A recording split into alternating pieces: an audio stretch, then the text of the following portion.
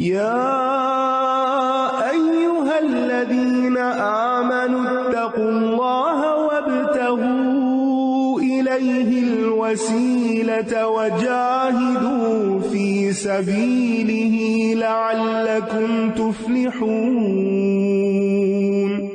إن الذين كفروا لو أن لهم ما في الأرض جميعا ومثله معه ليفتدوا به من عذاب يوم القيامة ما تقبل منهم ولهم عذاب أليم يريدون أن يخرجوا من النار وما هم بخارجين منها ولهم عذاب مقيم والسارق والسارقة فاقطعوا أيديهما جزاء بما كسبا نكالا من الله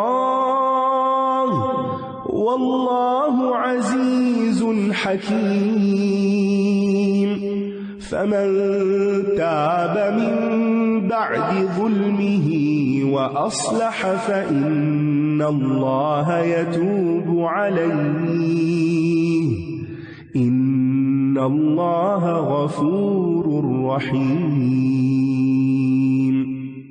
ألم تعلم أن الله له ملك السماوات والأرض يعذب من يشاء ويغفر لمن يشاء والله على كل شيء قدير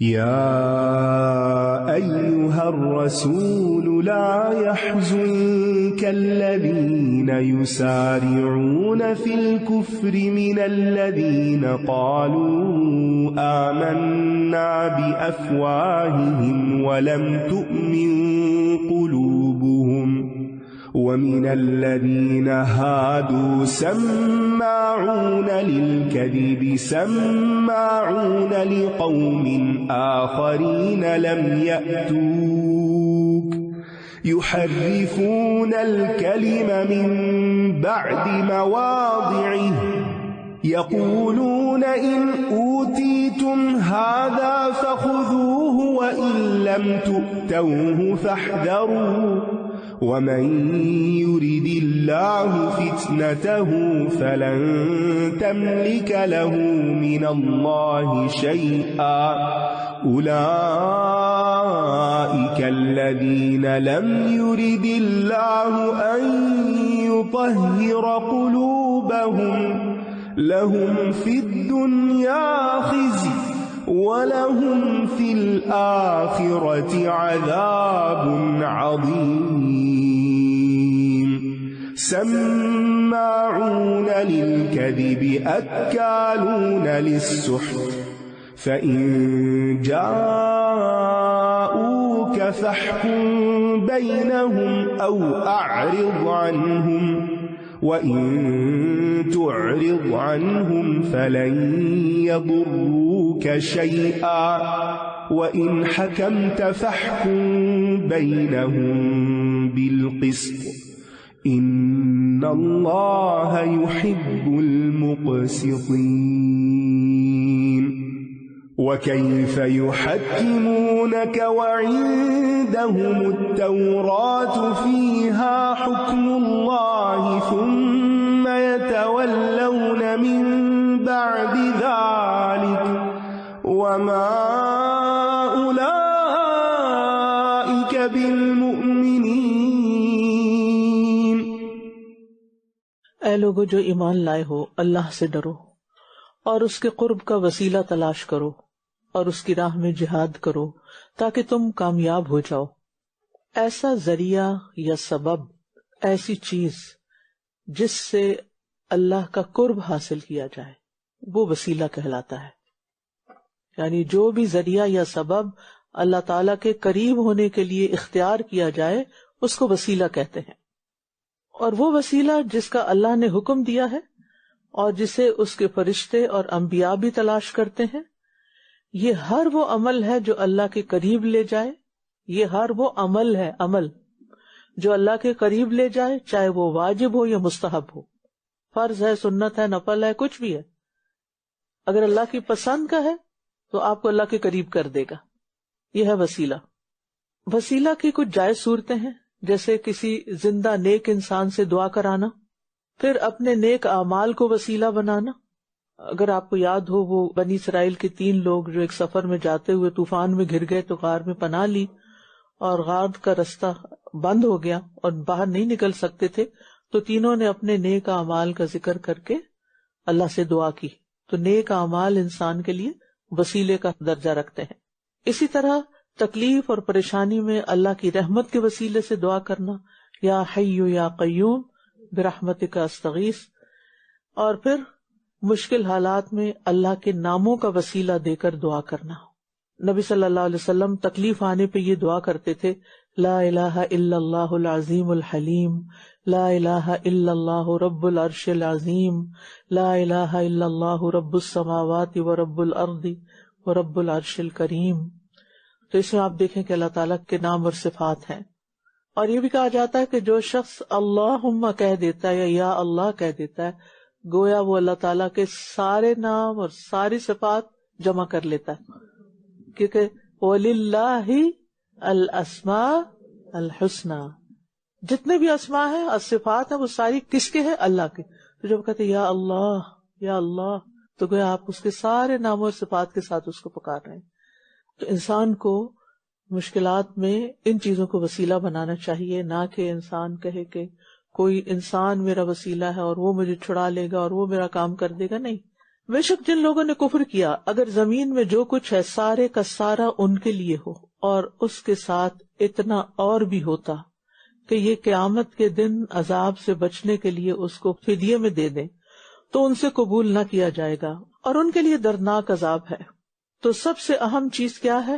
اپنے ایمان کو نہ کھونا، کیونکہ اسی پر نجات کا انحصار ہے. جن لوگوں نے بہت دنیا حاصل کر لی لیکن ایمان کھو دیا، یعنی کفر اختیار کیا، تو پوری دنیا کی دولت بھی ان کو اب بچا نہیں سکتی. تو اپنے آپ سے رہ رہ کے سوال کیا کرے، کیا میرا مال کسی کام آئے گا اگر میں نے اس کو اللہ کی مرضی کے مطابق خرچ نہ کیا؟ کیا میری اولاد مجھے بچا سکے گی اگر میں نے ان کی اللہ کے حکم کے مطابق تربیت نہ کی اور ان کو آگ سے نہیں بچایا؟ تو میرے لیے وہ صدقہ جاریہ کہاں سے بنیں گے؟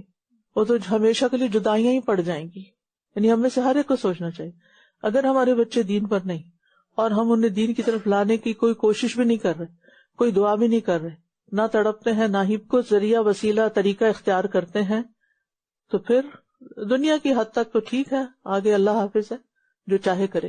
اس لیے کوشش اور دعا جاری رکھیں، مایوس کبھی بھی نہ ہو، کبھی مایوس نہ ہو. دل اللہ کے ہاتھ میں ہوتے ہیں، وہ جب چاہے پلٹا دے، لیکن کوشش شرط ہے، کیونکہ اللہ تعالیٰ تو ہمارے دل دیکھتا ہے نا کہ ہمارے اندر کتنی تڑپ ہے، کتنی چاہت ہے، ہم کیا چاہتے ہیں. ان کی صرف دنیا چاہتے ہیں یا ان کی آخرت بھی چاہتے ہیں؟ کیونکہ میں نے دیکھا کہ جب کچھ لوگ دین پڑھنے لگتے ہیں تو بس وہ اپنی فکر میں پڑ جاتے ہیں، اپنے گھر والوں کو بھول جاتے ہیں. گھر والوں کو، اپنے پیاروں کو ساتھ لے کر چلیں. اور خاص طور پر جو بچے بہت کیئرنگ ہوتے ہیں نا، بہت خیال رکھتے ہیں، ان کو ہم کوئی بات بتاتے ہوئے ڈرتے ہیں. کیوں؟ پھر یہ ہمارا خیال رکھنا چھوڑ دیں گے، اپنے فائدے کے لیے ان کی آخرت کو نقصان دیتے ہیں. یہ چاہیں گے کہ آگ سے نکل جائیں، مگر یہ اس سے نکلنے والے نہیں، اور ان کے لیے ہمیشہ قائم رہنے والا عذاب ہے. اور چور مرد اور چور عورت، بس ان دونوں کے ہاتھ کاٹ دو، یہ ان دونوں کی کمائی کا بدلہ اور اللہ کی طرف سے عبرتناک سزا ہے، اور اللہ بہت زبردست خوب حکمت والا ہے. پھر جو کوئی اپنے ظلم کے بعد توبہ کر لے اور اصلاح کر لے تو یقیناً اللہ اس پر مہربان ہوگا، بے شک اللہ بہت بخشنے والا، بہت رحم کرنے والا ہے. توبہ کی قبولیت کی علامت کیا ہے؟ کہ انسان اپنی اصلاح کر لے اور اس پر استقامت اختیار کرے. جو کوئی ظلم یعنی گناہ کے بعد توبہ کر لے اور اصلاح کر لے، یعنی اس غلط رستے کو چھوڑ دے، ظلم کو چھوڑ دے، تو اللہ بھی مہربان ہو جائے گا.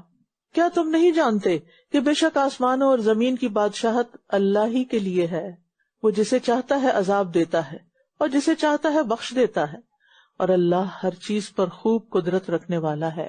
اے رسول، آپ کو وہ لوگ غمگین نہ کریں جو کفر میں دوڑ دھوپ کرتے ہیں، ان لوگوں میں سے جنہوں نے اپنے منہ سے کہا کہ ہم ایمان لائے، حالانکہ ان کے دل ایمان نہیں لائے، اور ان میں سے بھی جو یہودی بن گئے، وہ بہت کان لگا کر سننے والے ہیں جھوٹ کو، وہ بہت کان لگا کر سننے والے ہیں دوسرے لوگوں کو جو ابھی تک آپ کے پاس نہیں آئے۔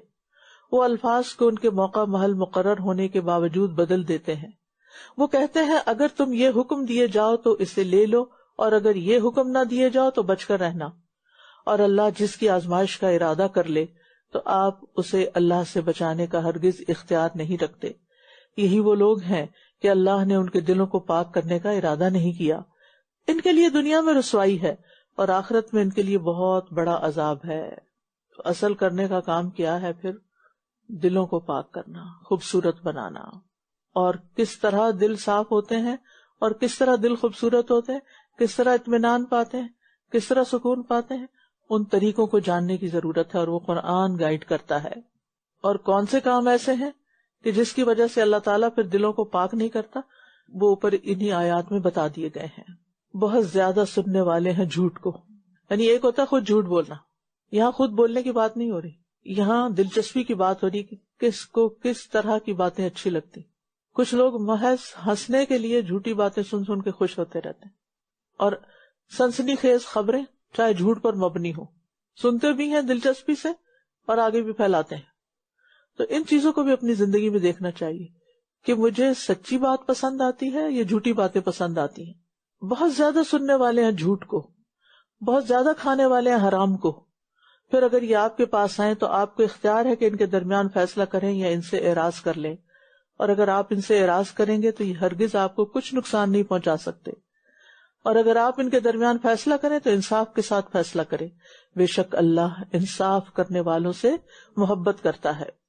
بہت اہم سبق یہ ہے کہ اگر جھوٹ سننے والوں کی مذمت کی جا رہی ہے تو بولنے والوں کا پھر کیا حال ہوگا۔ اور پھر انصاف کی بات کی گئی تو یاد رکھیے انصاف کرنے والوں سے اللہ محبت بھی کرتا ہے، اور قیامت کے دن وہ نور کے ممبروں پر ہوں گے، جیسا کہ ایک حدیث میں آتا ہے۔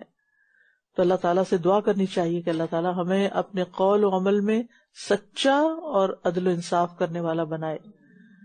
اور یہ آپ کو کس طرح منصف بناتے ہیں؟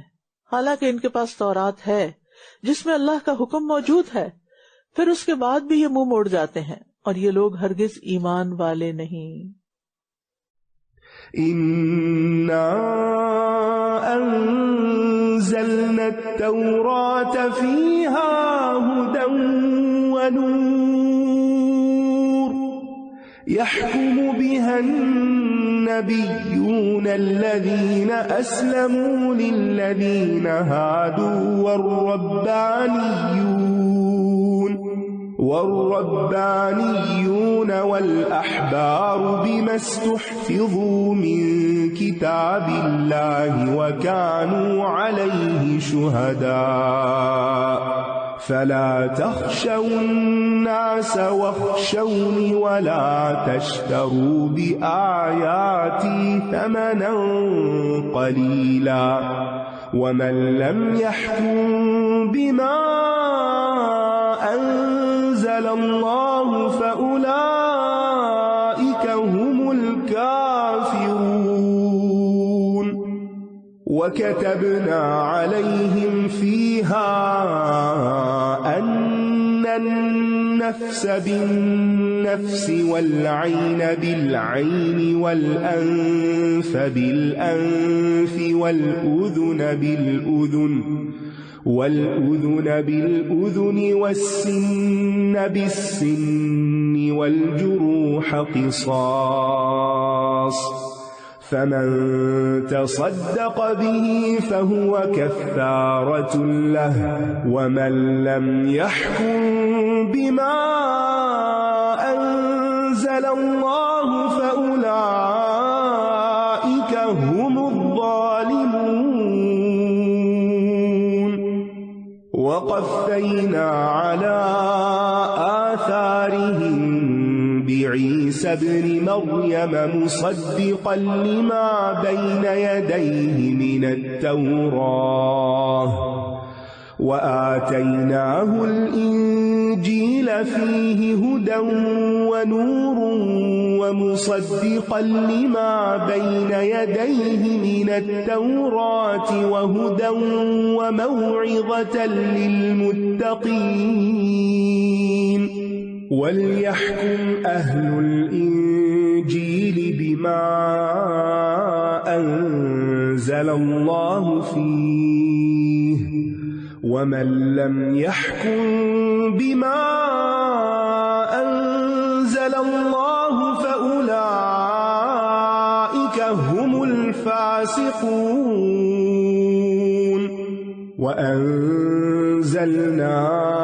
إليك الكتاب بالحق مصدقا لما بين يديه من الكتاب ومهيمنا عليه فاحكم بينهم بما أنزل الله ولا تتبع أهواءهم عما جاءك من الحق لكل جعلنا منكم شرعة ومنهاجا ولو شاء الله لجعلكم أمة واحدة ولكن ليبلوكم فيما آتاكم فاستبقوا الخيرات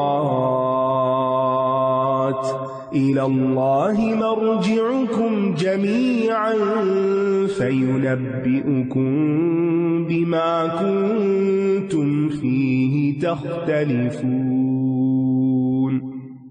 وأن احكم بينهم بما أنزل الله ولا تتبع أهواءهم واحذرهم أن يفتنوك عن بعض ما أنزل الله إليك فإن تولوا فاعلم أنما يريد الله أن يصيبهم ببعض ذنوبهم وإن كثيرا من الناس لفاسقون أفحكم الجاهلية يبغون ومن أحسن من الله حكما لقوم يوقنون بے شک ہم نے تورات نازل کی جس میں ہدایت اور نور تھا، اسی کے مطابق اللہ کے فرما بردار نبی، رب والے اور علماء ان لوگوں کے لیے فیصلہ کرتے تھے جو یہودی بن گئے تھے، بوجہ اس کے کہ وہ اللہ کی کتاب کے محافظ بنائے گئے تھے اور وہ اس پر گواہ تھے۔ تو تم لوگوں سے نہ ڈرو اور مجھ سے ڈرو اور میری آیات کے بدلے تھوڑی قیمت نہ لو، اور جو اس کے مطابق فیصلہ نہ کرے جو اللہ نے نازل کیا ہے تو یہی لوگ کافر ہیں۔ تورات کی حفاظت کے ذمہ دار علماء اور ربانی بنائے گئے، لیکن قرآن مجید اور شریعت محمدی صلی اللہ علیہ وسلم کی حفاظت کا ذمہ اللہ تعالیٰ نے خود اٹھایا۔ اور پھر آپ دیکھیے کہ اللہ نے جو کتابیں اتاری جن میں ہدایت اور نور تھا، یہ کس لیے؟ تاکہ ہمارے اندر اچھے اخلاق پیدا ہوں، تاکہ ہمارے اندر وہ کردار پیدا ہو کہ ہم لوگوں سے نہ ڈریں بلکہ اللہ سے ڈرنے والے ہوں، اور اس دین کو دنیا کے فائدوں کے لیے نہ اختیار کریں، اور اپنی زندگی کے فیصلے اللہ کے کلام کے مطابق کریں۔ لہٰذا ہم سب کو اپنی نیت کی تجدید کرنی چاہیے قرآن پڑھتے ہوئے کہ ہم کس مقصد کے لیے اس کتاب کو پڑھ رہے ہیں۔ اور ہم نے ان کے لیے اس تورات پہ لکھ دیا تھا کہ بے شک جان کے بدلے جان، آنکھ کے بدلے آنکھ، ناک کے بدلے ناک، کان کے بدلے کان، اور دانت کے بدلے دانت، اور زخموں کا بھی بدلہ ہے۔ تو جو کوئی اس کو معاف کر دے تو وہ اس کے لیے کفارہ ہوگا، اور جو کوئی اس کے مطابق فیصلہ نہ کرے جو اللہ نے اتارا ہے تو یہی لوگ ظالم ہیں۔ اور ہم نے ان کے پیچھے عیسیٰ ابن مریم کو بھیجا جو تصدیق کرنے والا تھا اس کی جو اس سے پہلے تورات میں تھا، اور ہم نے اسے انجیل دی جس میں ہدایت اور نور تھا، اور وہ تصدیق کرنے والی تھی اس کی جو اس سے پہلے تورات میں تھا، اور متقی لوگوں کے لیے ہدایت اور نصیحت تھی۔ قرآن سے بھی ہدایت کون پاتا ہے؟ متقی۔ تورات سے بھی متقی، اور انجیل سے بھی متقی۔ جو غیر متقی ہوتا ہے نہ وہ کونی آیات سے کوئی سبق لیتا ہے اور نہ ہی شرعی آیات سے، اور چاہیے کہ انجیل والے اسی کے مطابق فیصلہ کریں جو اللہ نے اس میں نازل کیا ہے، اور جو اس کے مطابق فیصلہ نہ کرے جو اللہ نے نازل کیا ہے تو یہی لوگ نافرمان ہیں۔ یعنی اللہ تعالیٰ کی نازل کردہ چیزوں کا انکار کرنا کفر ہے، اس کے مطابق فیصلہ نہ کرنا ظلم ہے، اس کے مطابق زندگی نہ گزارنا نافرمانی ہے۔ اور ہم نے آپ کی طرف حق کے ساتھ کتاب نازل کی جو اپنے سے پہلی کتابوں کی تصدیق کرنے والی ہے۔ یہ کون سی کتاب ہے؟ قرآن، اور ان پر نگہبان ہے۔ بس آپ ان کے درمیان اسی کے مطابق فیصلہ کریں جو اللہ نے نازل کیا ہے، اور حق میں سے جو آپ کے پاس آ گیا ہے اس سے ہٹ کر ان کی خواہشات کی پیروی نہ کریں۔ ہم نے تم میں سے ہر ایک کے لیے ایک راستہ اور ایک طریقہ مقرر کر دیا ہے، اور اگر اللہ چاہتا تو ضرور تم سب کو ایک ہی امت بنا دیتا، لیکن اللہ نے ایسا نہیں کیا تاکہ وہ تمہیں اس میں آزمائے جو اس نے تمہیں عطا کیا۔ بس نیکیوں میں سبقت کرو، تم سب کو اللہ ہی کی طرف لوٹنا ہے، پھر وہ تمہیں بتائے گا جس میں تم اختلاف کرتے تھے۔ یاد رکھیے تمام انبیاء کا دین ایک ہی ہے، لیکن شریعت کے احکامات الگ الگ ہیں، اور اب نبی صلی اللہ علیہ وسلم کے ذریعے جو شریعت ہمیں دی گئی ہے یہ ہر لحاظ سے مکمل ہے اور قیامت تک کے لیے ہے۔ اور یہ کہ آپ ان کے درمیان اسی کے مطابق فیصلہ کریں جو اللہ نے نازل کیا ہے، اور ان کی خواہشات کی پیروی نہ کریں، اور ان سے محتاط رہیں کہ کہیں یہ آپ کو فتنے میں ڈال کر اللہ کے نازل کردہ حکم سے ہٹا نہ دیں۔ پھر اگر وہ منہ موڑ جائیں تو جان لیں کہ بے شک اللہ ان کے بعض گناہوں کی وجہ سے انہیں مصیبت میں ڈالنا چاہتا ہے، اور بے شک لوگوں میں بہت سے یقیناً نافرمان ہیں۔ خاص سبق اس آیت سے یہ پتہ چلتا ہے کہ انسان کے گناہ انسان کو بہت نقصان دیتے ہیں، گناہ نقصان دیتے ہیں، اور گناہوں کی شامت کیسے کیسے آتی ہے کہ ان کے بعض گناہوں کی وجہ سے انہیں مصیبت میں ڈالنا چاہتا ہے۔ یعنی آخرت میں تو ہے ہی گناہوں کا وبال، لیکن دنیا میں بھی آتا ہے، اور گناہوں اور نافرمانیوں کو حقیر جاننا، ان کو معمولی سمجھنا، یہ بھی ایک سزا کی قسم ہے کہ اور زیادہ کریں۔ یعنی جب نافرمان کی نظروں میں نافرمانی حقیر اور معمولی ہو جائے، یعنی بڑا بڑا گناہ کرے اور کہے کچھ نہیں کیا، اس کو کوئی اہمیت ہی نہ دے، تو یہ بھی سزا کی ایک قسم ہے۔ جیسے منافق کے بارے میں آتا ہے نا کہ وہ گناہ کو کیا سمجھتا ہے؟ ناک میں بیٹھی ایک مکھی جس کو وہ بس ہلکے سے ہاتھ سے اڑا دے، اس کے نزدیک گناہ کوئی بڑی چیز نہیں، لہٰذا وہ اپنے فرائض میں بھی سستی کرتا ہے اور حلال حرام کی بھی پرواہ نہیں کرتا۔ تو پھر انسان جب اپنے دین کے راستے پہ چل ہی نہیں پاتا تو یہ بھی تو ایک سزا ہے نا۔ اس لیے انسان کو ہمیشہ اپنے نفس کی شرارتوں اور اعمال کی برائیوں سے اللہ کی پناہ میں اپنے آپ کو دینا چاہیے۔ کیا پھر یہ جاہلیت کا فیصلہ چاہتے ہیں؟ اور فیصلہ کرنے میں اللہ سے بڑھ کر کون زیادہ اچھا ہو سکتا ہے ان لوگوں کے لیے جو یقین رکھتے ہیں۔ تو اسلام کے بالمقابل جاہلیت کا لفظ استعمال ہوتا ہے کیونکہ اسلام سراسر علم پر مبنی۔ پہلا سٹیپ جو آپ اسلام کی طرف اٹھاتے ہیں لا الہ الا اللہ کا، اس کے بارے میں بھی قرآن کہتا ہے فَاعْلَمْ أَنَّهُ لَا إِلَهَ إِلَّا اللَّهُ، علم حاصل کرو کہ اللہ ایک ہے۔ یعنی وہ بلائنڈ فالوئنگ نہیں ہے ہمارے دین میں، یہ روشن دین ہے، سوچا سمجھا۔ جو بھی سٹیپ اٹھاؤ علم کی روشنی میں اٹھاؤ، خواہشات کی روشنی میں نہیں۔ اور خلاصہ یہی ہے کہ اللہ کے حکم کے سوا باقی حکم کسی کا بھی ہو وہ لا علمی پر، جہالت پر مبنی ہے، اگر وہ اللہ کے حکم سے ٹکراتا ہے۔